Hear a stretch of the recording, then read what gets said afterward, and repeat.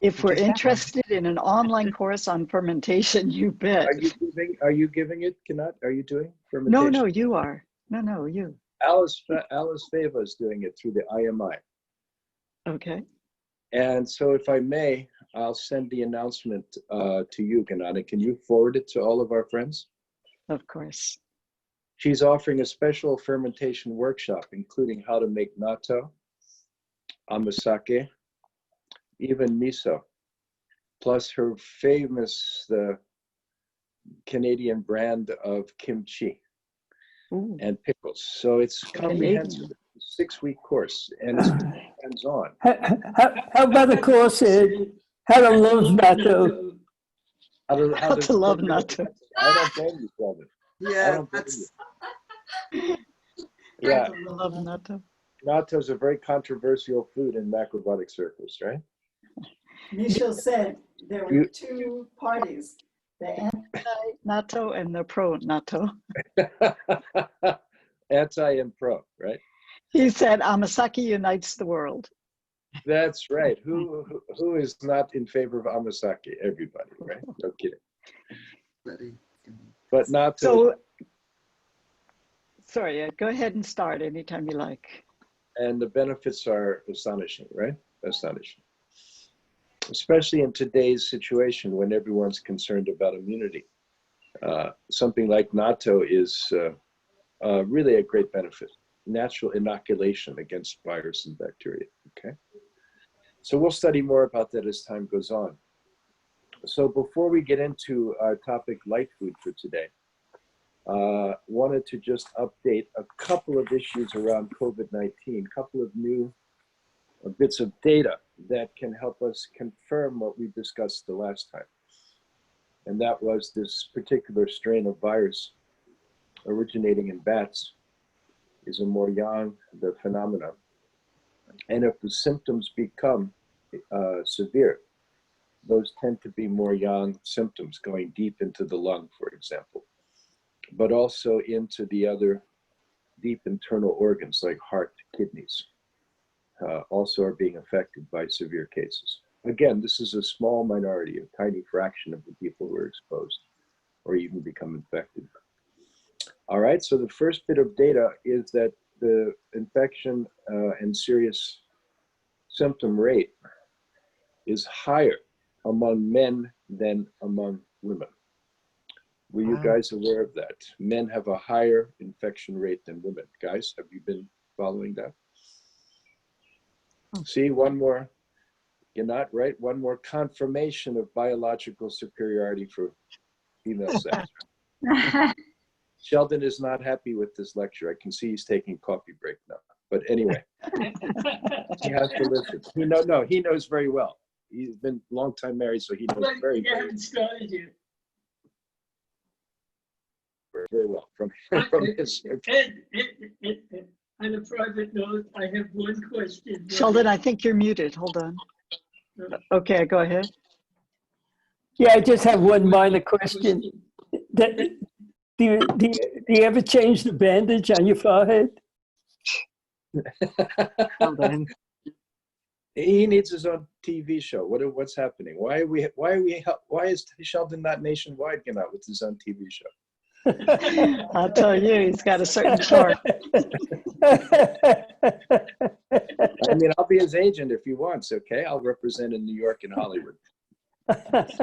You have a job on your hands. How about who's gonna represent me in Kansas City? You know what? You'll have a nationwide audience. Don't worry. Okay. Who's going to represent you in court?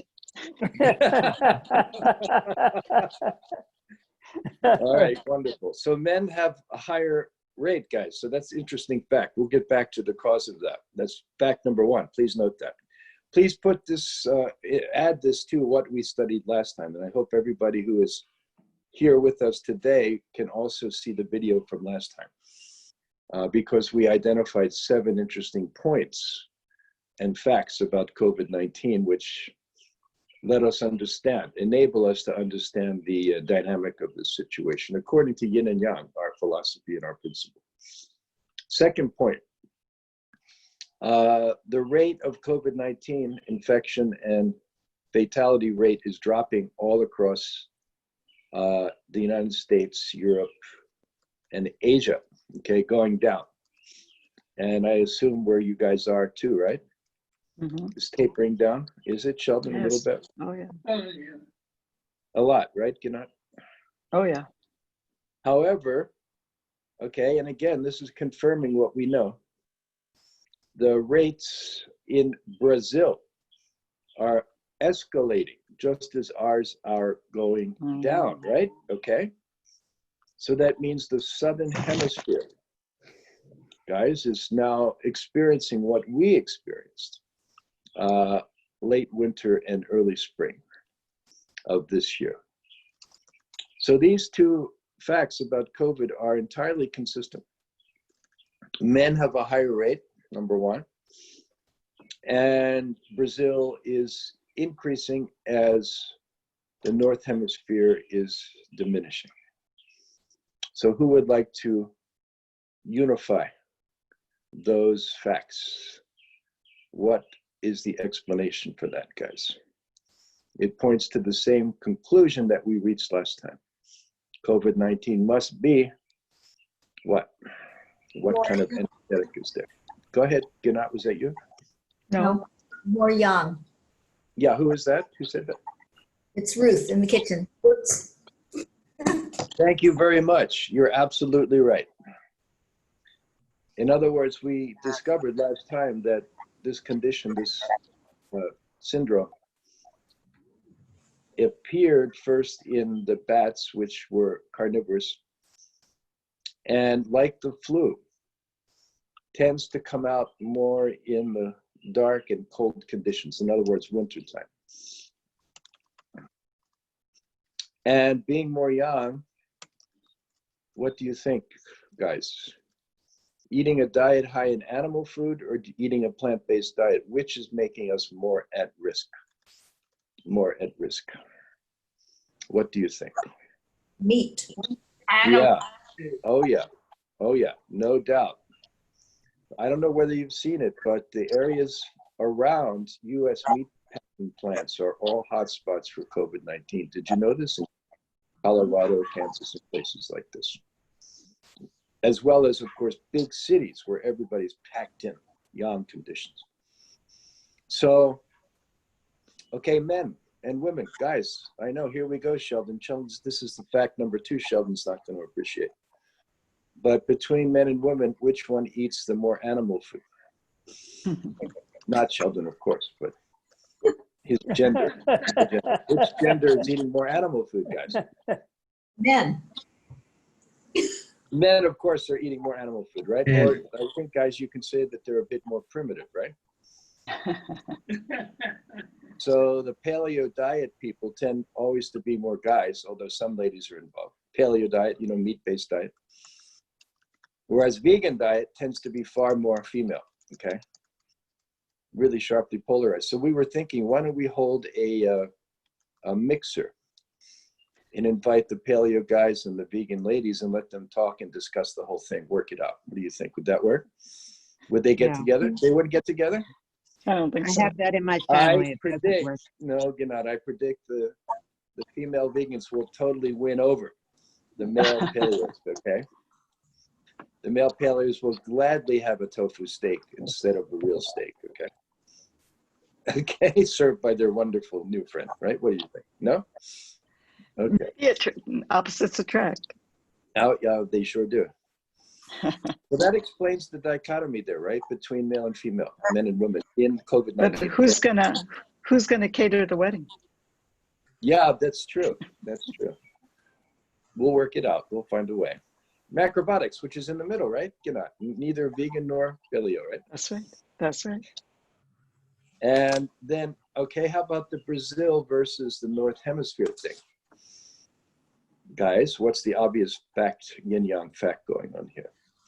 We are entering what season? Exactly. We're approaching what milestone next month? Guys, I hope you celebrate. We're approaching the summer solstice, right? In the North Hemisphere, correct? Is it all June 20th, right? Is it on your calendar? 21st, yeah.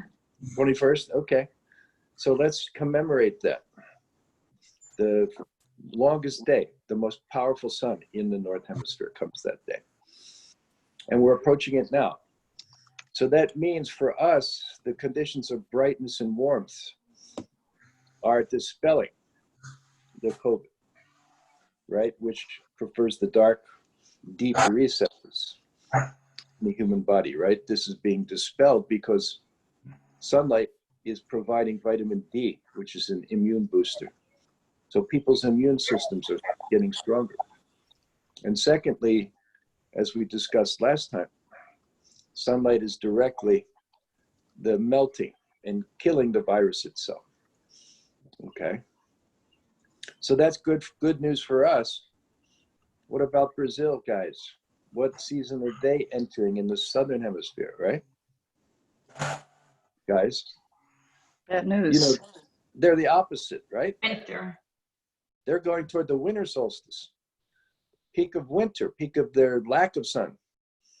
So that's explaining why the COVID is now on the rise there, whereas here it is declining. And also, please be aware too, though, Brazil eats a lot of meat, guys. Has anybody traveled there? They eat a lot of meat. So that also makes them vulnerable, right, in that regard. Yes, please, you have a question? What about Australia, which is also opposite of I us? would assume they're still on the upswing. I haven't seen data yet. But And we Australia, all know there's big meat eaters down there too. So again, they would be more exposed, I think. But let's find out what's happening in those territories. South Africa also. All right. Argentina, right? Chile, those places as well, okay, which also have a reputation of eating a lot of meat. All right. So good. So we've just confirmed some more data. And as this story unfolds more and more, the story will be told and understood according to our yin and yang universal philosophy and cosmology, okay? And humanity can learn a very huge lesson from this, right? And I hope for us, the lesson is no more animal food. Not no more, but certainly not to the level it's at right now. So I don't know if any of you guys saw just last week, or actually it was actually earlier this week, editorial in the New York Times entitled "The End of Meat." Had you seen it? Have you all seen that? Gennad? No. Yeah, the end of meat. So that was what we've been saying from the beginning of the crisis. Perhaps the humanity will wake up and get away from the high reliance on the meat, especially United States and the modern world, Europe, okay, Middle East, industrialized meat. Not the old way of farming, not the old way of husbandry, but industrialized factory farming.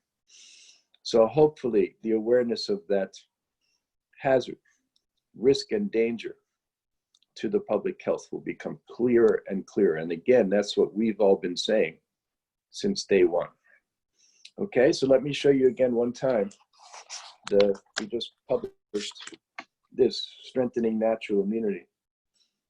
This is available on Amazon, and it's a summary, a brief summary of the macrobiotic understanding of this viral pandemic, COVID-19, and also offering very simple, basic suggestions for you to make your natural immunity strong and resist the COVID-19 and any future the pandemics or viruses or bacteria even that are prevalent, okay?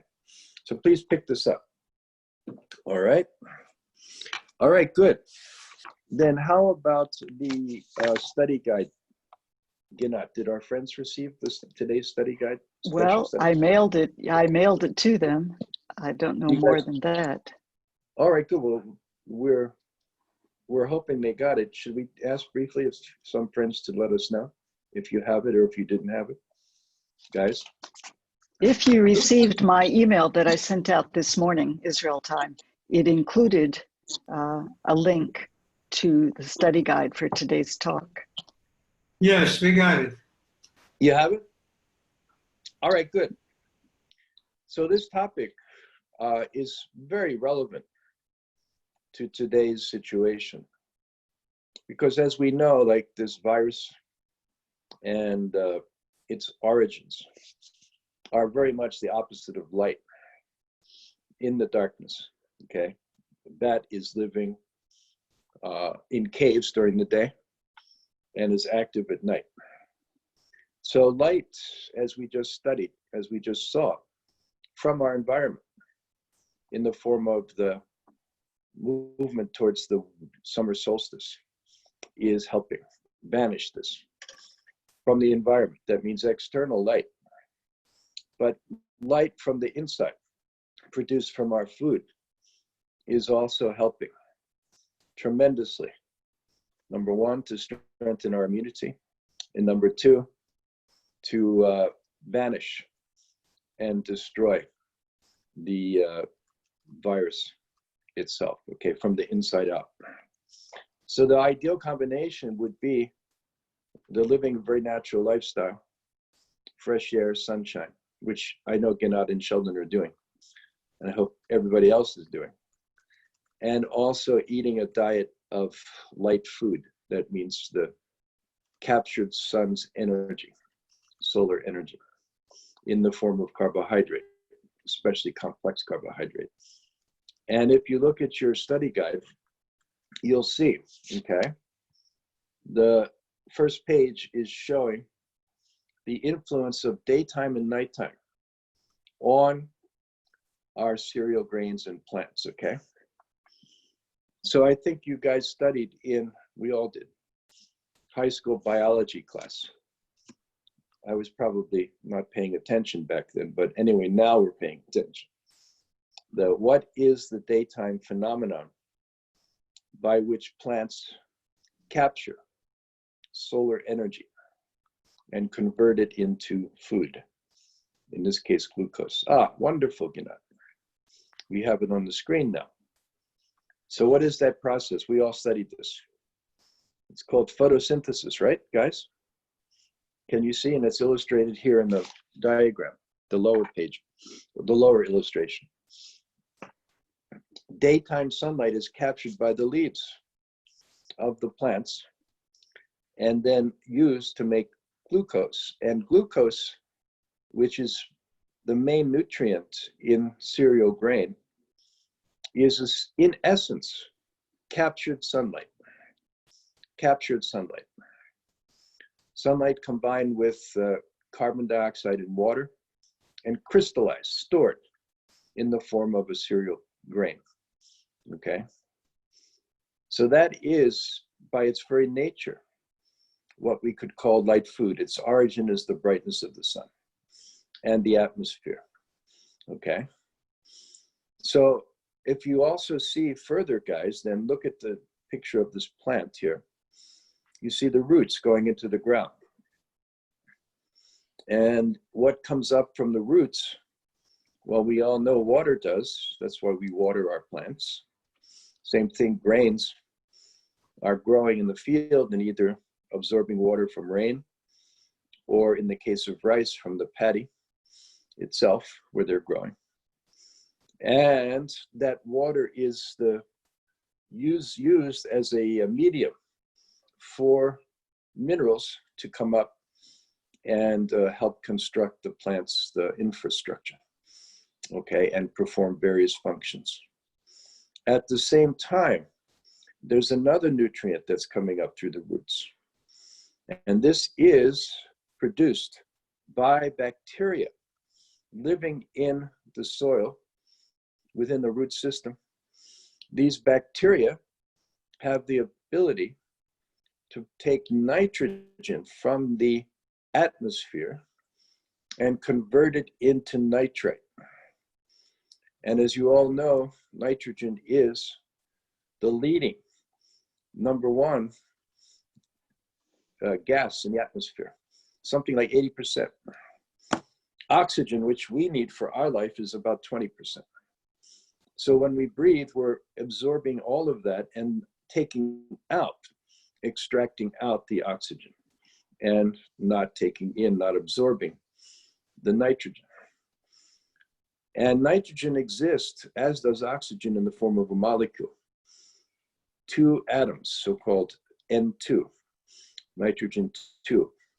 And that form of nitrogen is not usable. It has to be split into individual atoms.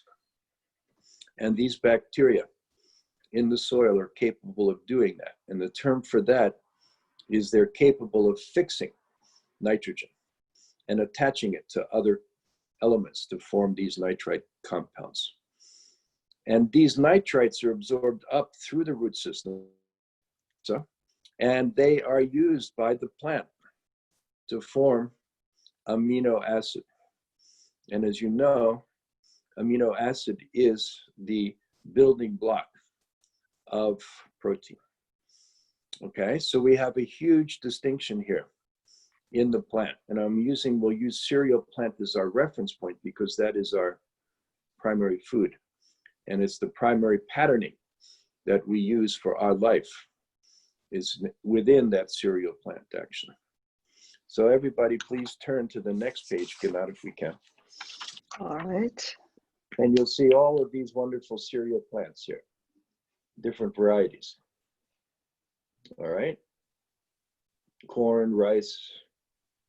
I'm not sure what the third one is. Millet looks like. Wheat and barley.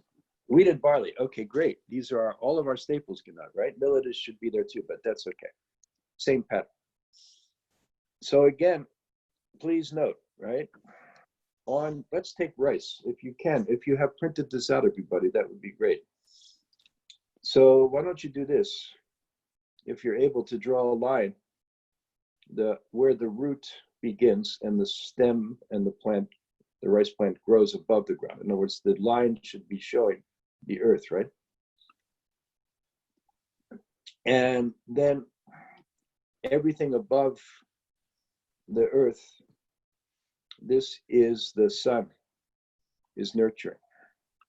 And the main element involved here is carbon, right? Which is used to make carbohydrate. So write C, okay? Sunlight and C, carbon. Meanwhile, below the earth, okay, this is the soil, and this is darkness. So within that dark medium, the bacteria are creating protein. All right, so please write below the soil protein, above the soil carbohydrate. Carbohydrate is the food of the sun and light, and protein is the food of the dark earth, okay? Isn't it? And carbohydrate, you can say, is descending from the cosmos, from the sky into the plant, coming down. We call that in macrobiotics heaven's force. Whereas protein, amino acid, is ascending up from the earth, so we call that earth's force, okay? So this is very interesting. So in the cereal plant, there is a ratio between the component, sun's component, which is carbohydrate, and in grain, it's the highest form of carbohydrate. We say complex carbohydrate. A certain ratio between the amount of carbohydrate to the amount of protein. And that is in the human diet for human existence and human health, the ideal ratio of those two major nutrients and two major energies. In other words, heaven and earth. Heaven being represented by carbohydrate and earth by protein. So Gennad, please, you know very well, please tell everybody what that ratio is. 1 to 7. Yeah, which is we better clarify, which is 1, which is 7. Let's see, we got more carbs than protein. Yeah, okay. 7 times more carbohydrate than protein is the ideal balance in the human diet, guys. All right, that means 7 times more sun and heaven's force, sky, light force, versus 1 part earth and dark force, dark energy. Where can we confirm that? How do we confirm that we match that? Well, please take a look at the next page, which shows our teeth structure, guys, the structure of our teeth. And as we know, our teeth have no resemblance at all to the teeth of carnivorous animals. None whatsoever. And our teeth are ideally suited for crushing and grinding, not tearing and ripping. You know, like a tiger or a lion, the teeth are tearing flesh. Ours are not like that. Ours are more flat. And the flat crushing and grinding teeth, which are more the back teeth, these are called molars, as we know, and premolars. So out of 32 teeth, guys, how many are crushing, flat, grinding, molars, and premolars? Out of 32, what is the total number? This picture only shows the upper teeth, right? So the numbers, it's double, because this is double on the bottom too. So what is the number here? Well, how many do we count here? Well, we've got 5 on each side, right? That means 10. And then 10 on the bottom. So that means 20, right? 20 of these teeth are molar and premolar. So what are they there for? They're there to crush and grind and begin the digestion of light food, captured sunlight in the form of grain. And bean also, you can add in there. Bean is a kind of earlier form of grain. All right? And then the front teeth are cutting teeth. These are the teeth of the groundhog and the rabbit and the deer, which when we plant our gardens, we know they love our vegetables and they gnaw those vegetables with these front teeth. Like a beaver is a perfect example. Beaver is able to gnaw through the tree, you know, and make its house out of that wood. So those are vegetable cutting teeth. So that means we have here on the drawing, the 4 on the bottom and 4 on the top. So that means 8. So the overall plant ratio, the number of plant teeth, I should say, is 28. And then you have the 4 canine teeth, which can be used for animal protein. Not necessarily meat, but animal protein. And some people choose not to have that animal protein, instead use plant protein, and that's perfectly okay. So anyway, what do you see here? Well, the ratio of our teeth matches the ratio of sun to earth in the cereal plant. 7:1, that means 7 parts the carbohydrate, plant food, versus 1 part protein. And so here's the clue to everything. Our diet should be basically a light food diet. The captured sunlight with enough protein in there, up to 1/8, okay, 7:1, preferably coming from plant sources. And we can say, okay, here's another distinction. Plant protein is non-sentient protein, non-self-conscious protein, versus animal protein, which is what we call sentient protein, especially the higher animals that are closer to us on the evolutionary scale.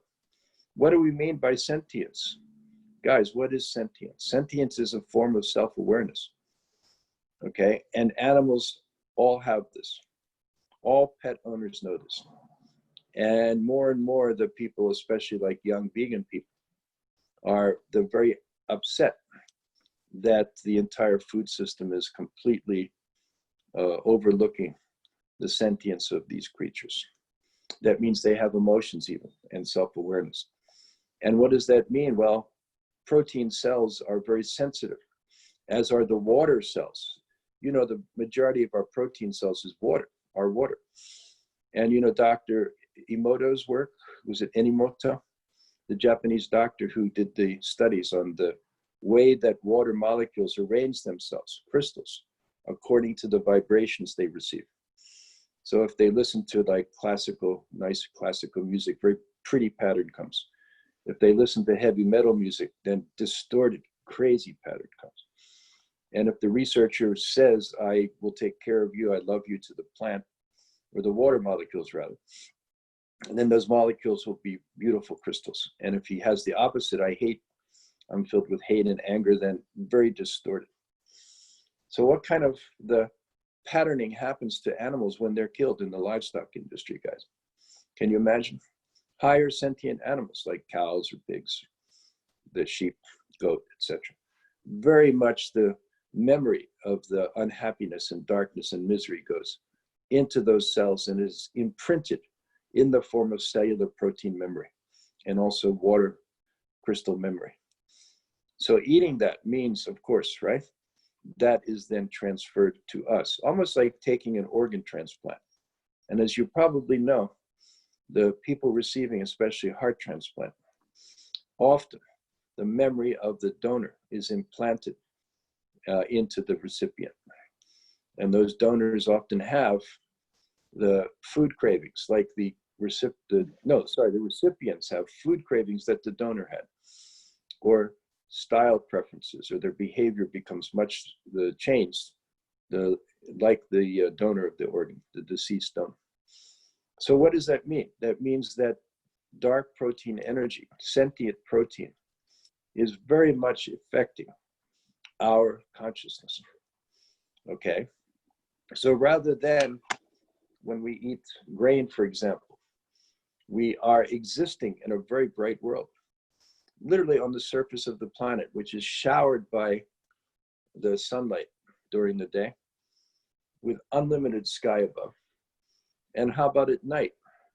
What kind of energy are we receiving at night? Well, please turn back to page 1. And this is the uniqueness of cereal grain. I showed it here in this little illustration. Can we see this? The one at night. This So one? like we can, yes, that one, that's showing wheat in the field.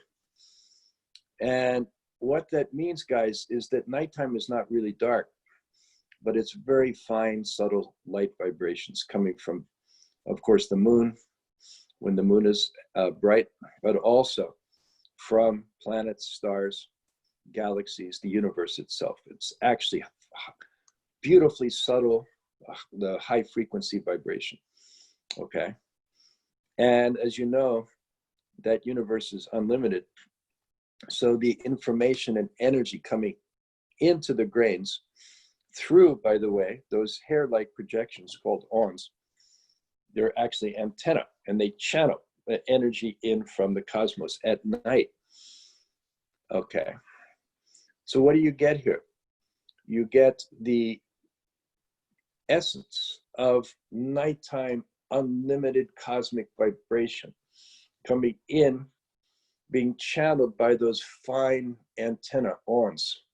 And that vibration is used to imprint the substance, carbohydrate and water and minerals. That crystal substance is crystallizing and imprinting something like a microchip, that cosmic force at night. So that is totally different information than the information being stored in the sentient protein of an animal that is killed. This information is the unlimited information of the cosmos, the universe itself, okay, unlimited. And by the way, the synergy between day and night here is perfect. You have that nighttime energy coming in and forming an imprint, something like the stylus writing in soft clay. And then that soft clay, which is the grain with the imprint, then in the daytime, during the day, faces the sun. And then that soft, the kind of the solid, the grain is then baked by the sun into crystal form, something like the way you bake pottery in a kiln.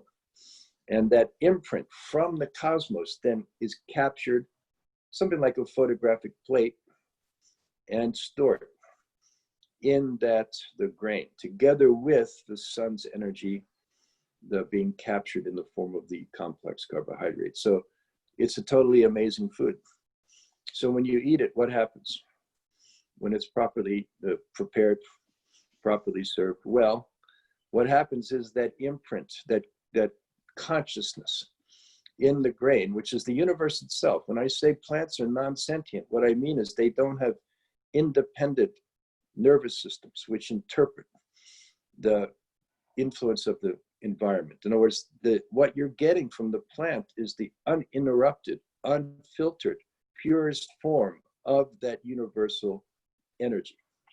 Whereas when they eat animals, right, animals are interpreting emotionally their own sense. They have a rudimentary identity, sense of identity. So you get that interpretation of the cosmos because the animals, of course, are eating plants too, eventually, ultimately. So it's much better to go directly to the universe, non-sentient, cosmically channeled the energy, both from the sun and the universe. This is cereal, grain, and other plant foods. And this is what I call light food. Nighttime light and also daytime light. Okay, daytime light being the photosynthesis of carbohydrate, and the nighttime light being the capturing and storing of the vibration in the form of pattern within each grain. And okay, now that alone is a huge discovery, and it holds the key to our evolution as a species toward a cosmically conscious, the species who recognizes what we truly are. And what we truly are, we're all existing essentially as light beings, beings of light, being guided by this cosmic force, cosmic energy, universal force. And that mindset is totally different than the mindset we see prevalent in the modern world, because our modern world mindset is not being conditioned by that as much, not much at all actually, but by the meatpacking plants, which are COVID-19 hotspots. Okay, and so much so that, did you know that Trump ordered that those meatpacking plants remain open?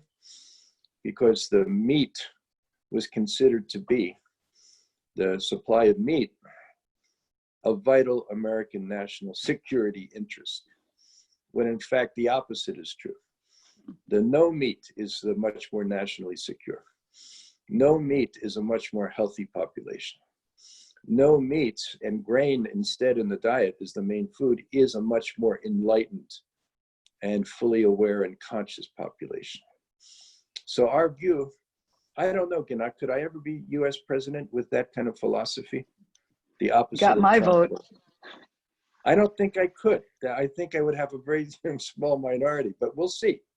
Maybe a growing minority. Let's hope so, right?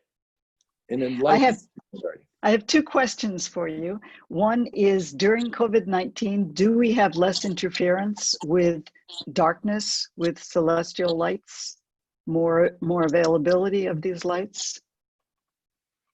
Do you know? You mean during those seasons, like the flu season, the winter season? Or I'm wondering now, with the whole shutdown of the world, do we have less interference? The city's interfering so much with nightlife and night growth. Oh, yes. There was a study put out a couple of years back that, just a second, please. Yeah, sorry, phone call. There was a study put out that light pollution, especially in the developed world, is blocking the galaxy's energy and nighttime power of the cosmos coming in. Yeah. So how about where you live, guys? You have the still areas which are not spoiled by industry, right? With not overlit up at night. Do you have, like? Especially in the desert, we do, yeah. Yeah, so maybe it's good once in a while to go out there and channel that, some of that energy. You know, you look up at the sky and you just can't stop. It's so amazing, right? Yeah, yeah, yeah. And that's the galaxy. Yeah. Another question is bigger, is why do you think the world has shifted away from plants towards meat? Towards protein. Animal protein. Towards protein, yeah, animal protein, and we can say from carbon to nitrogen, right? More nitrogen-based diet. Why do you think, what was the reason for that?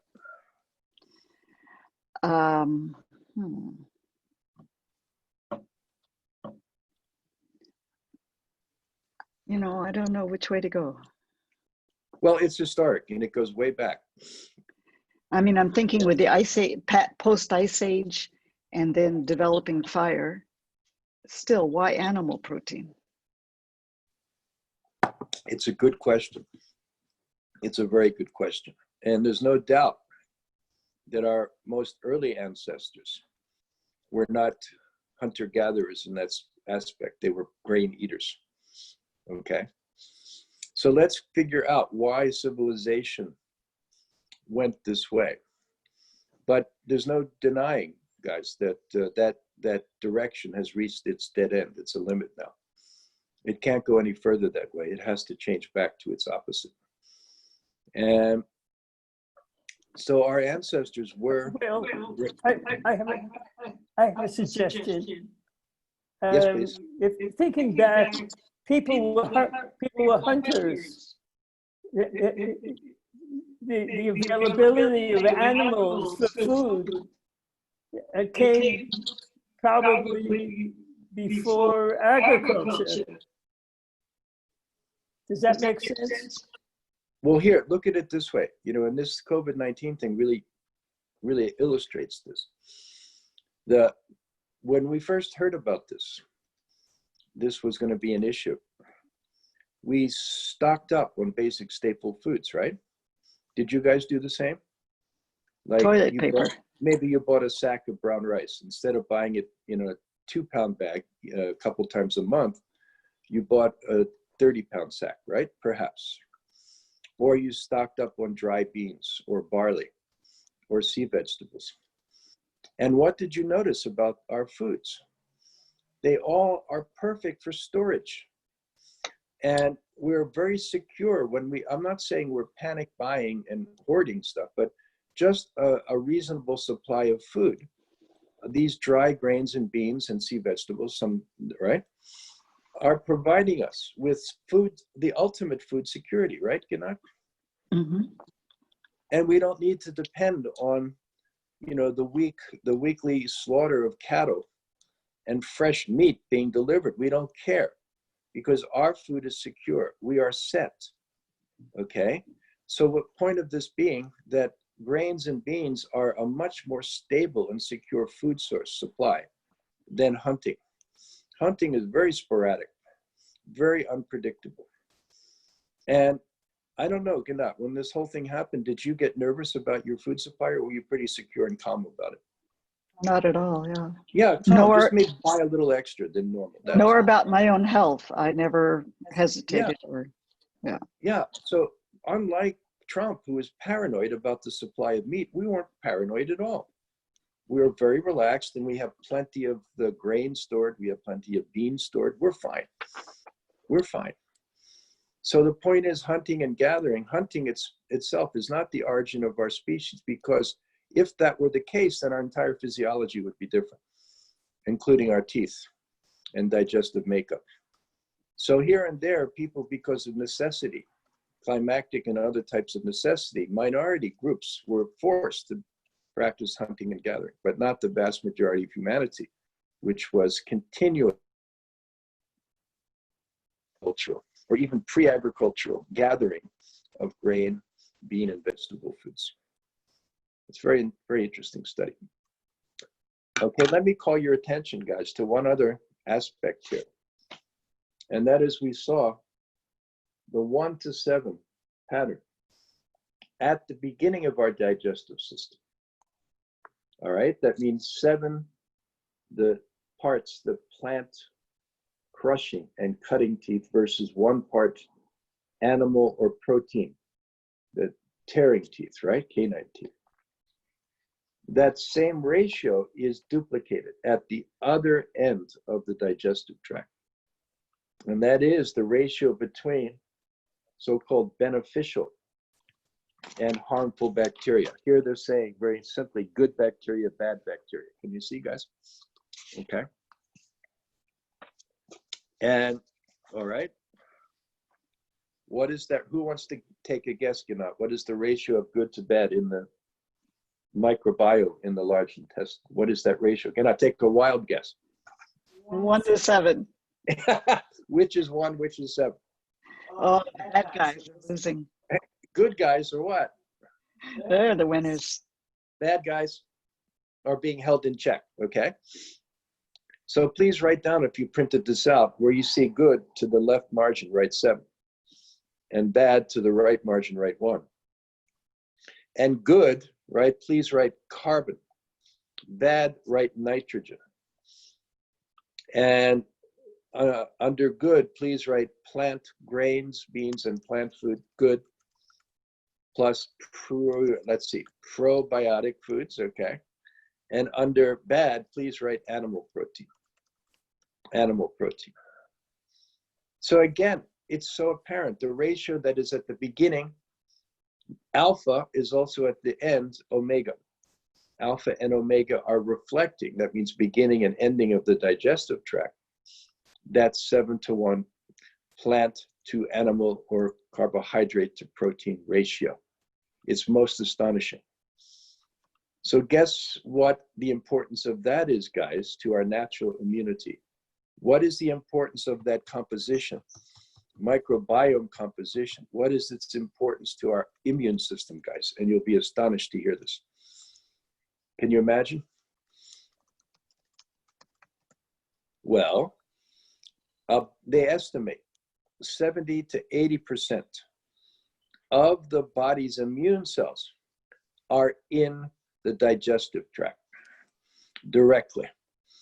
And the majority of those are interfacing constantly with this microbiome. And this microbiome, if it's good guys are in the ascendancy, maintaining healthy 7:1, this is supporting directly the function of the body's immune response. However, if the bad guys proliferate, get beyond that 7:1 balance because of eating too much animal protein, then this overgrowth of bad bacteria is putting the immune system under constant challenge, constant stress, often leading to the condition of chronic inflammation, which is an overactive immune response to deal with this, something like infection in the microbiome.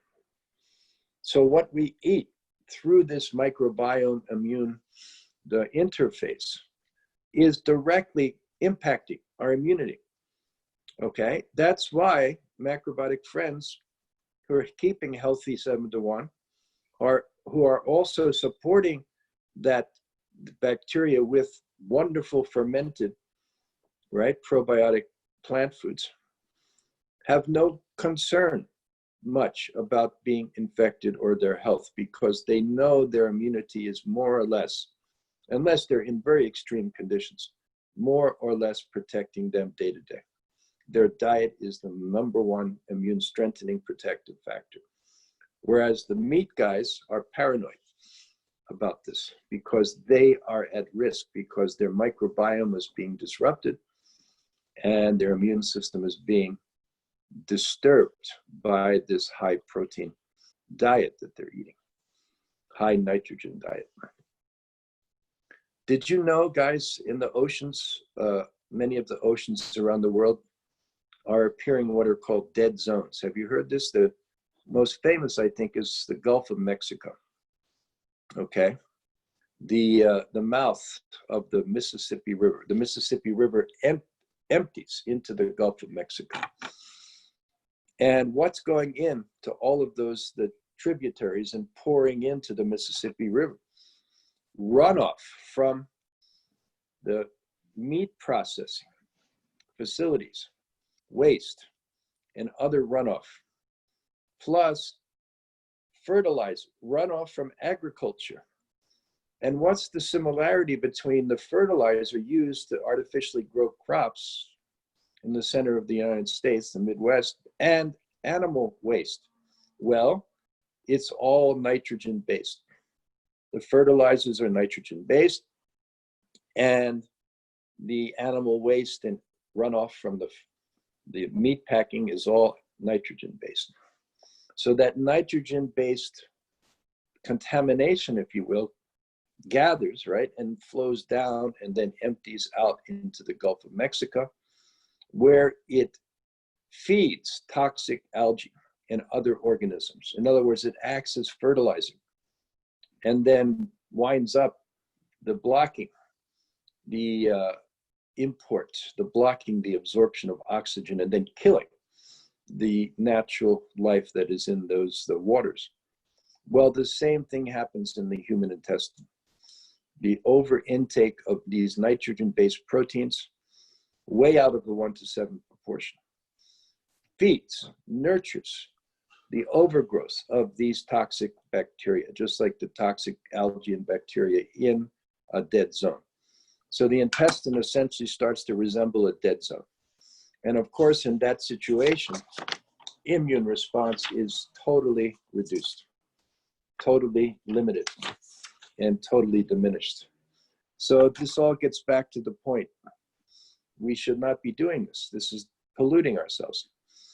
All right, we should be eating the carbon-based, from primarily the carbohydrate complex in the form of grains, beans, and vegetables, right?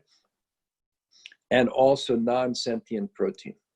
That means purely channeled protein from the environment, not interpreted by a sentient creature. Okay. How are we doing on time, Ginat? Oh, we're about done. Maybe if there's a few questions. Can I just call your attention to one?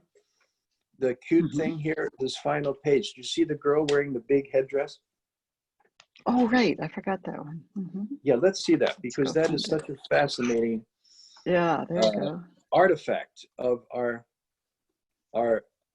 origin and our awareness going back centuries and millennia.